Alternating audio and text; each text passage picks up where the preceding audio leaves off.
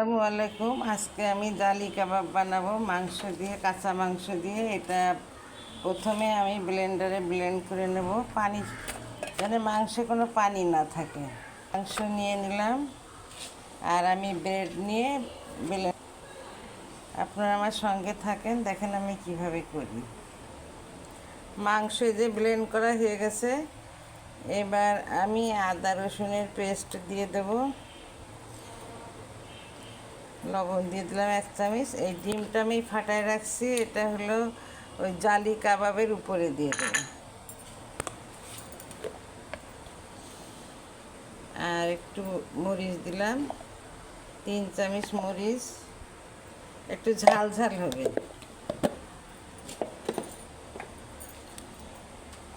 একটু লেবুর রস,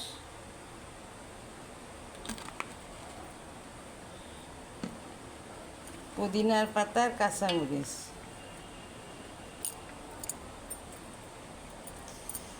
আর এতে জিরা আর গরম মশলা।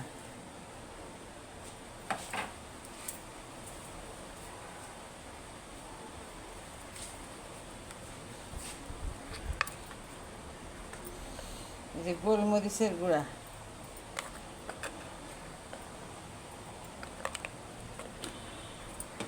আর রাঁধুনির আমি হলো কাবাব মশলাটা দিয়ে দিচ্ছি।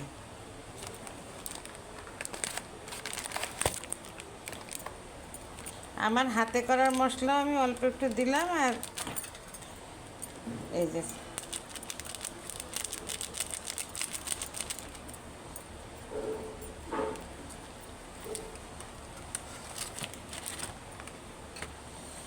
ভাজা পেঁয়াজটা দিলে ফ্লেভারটা ভালো আসে, ভাজা পেঁয়াজটা দিয়ে দিলাম।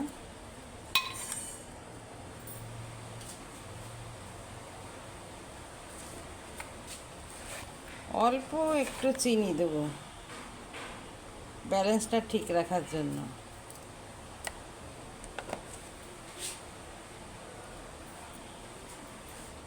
এবার আমি ভালোভাবে মাখাই নেব।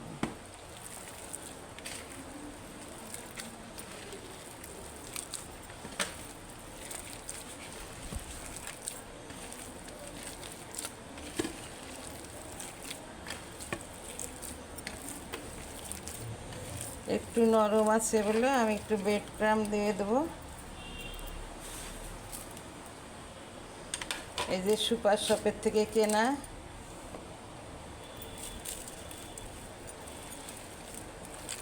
Orange bread crumb.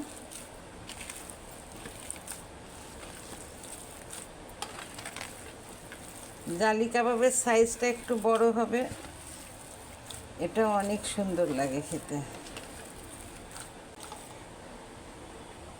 ঘি দিলাম, ঘিটা অবশ্যই দেবেন, ঘিটা দিলে ফ্লেভারটা ভালো আসে। আমি আর একটু শুকনা মরিচ দিয়ে দিলাম, একটু ঝাল ঝাল হবে তো একটু মরিচটা একটু কম মনে হলো।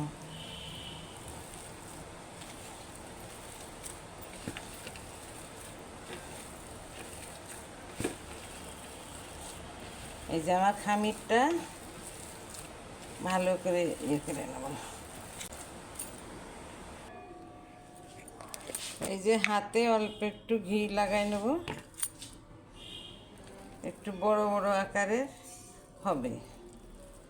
এটা আমি প্রায় 1 মুঠের মতন এত বড় বড় করে খাবো।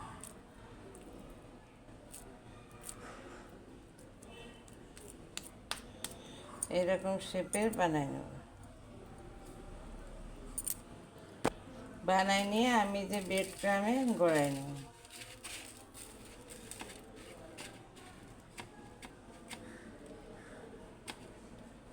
এই যে এত বড় বড় সাইজের বানাতে হবে। এই যে আমার করা হয়ে গেছে। এখন আমি এই যে প্যানে তেল গরম দিয়েছি, এখন আমি ভাজবো।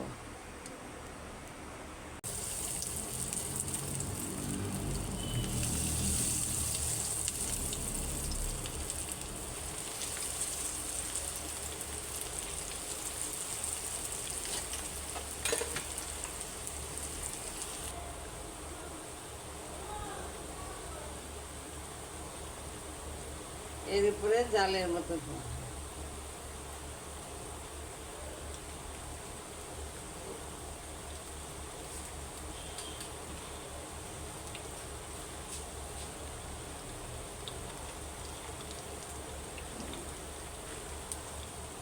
এইভাবে